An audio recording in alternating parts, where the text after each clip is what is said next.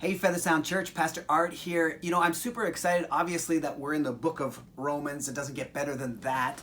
But I'm really excited about where we go from here.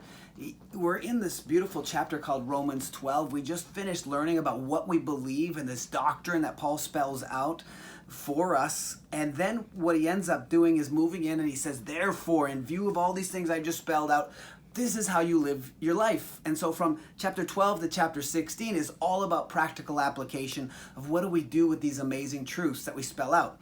The first 3 weeks in chapter 12, we're in a Discover series. We covered last week the Discover God's Will. Everyone wants to know that. And we're following up, of course, with Experiencing God and our relaunching of our small groups at the end of this month.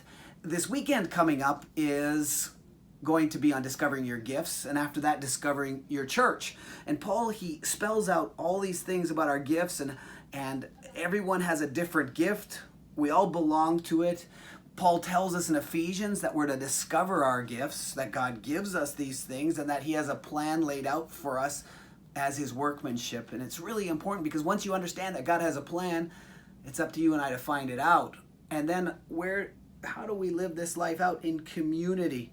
But after that, what I love so much about the rest of the book of Romans is we're entering a series called The Blueprints for Christian Living.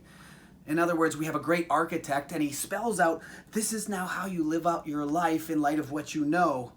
And so it's a construction kind of idea theme, and we're covering some of these areas on how to enjoy life, how to keep the spiritual fervor and fan the flames, how to have joy in hard times on chapter 12, verse 12 and 13. And we're going piece by piece and spending 7 more weeks in it.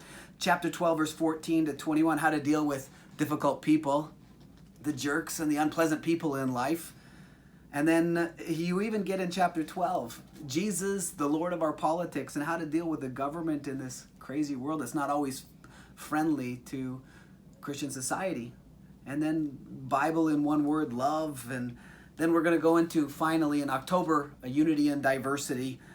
And it's going to be really rewarding. And I just want to encourage you, this is a perfect time to invite a friend because the practicality of the message is ahead of us. Have a great day.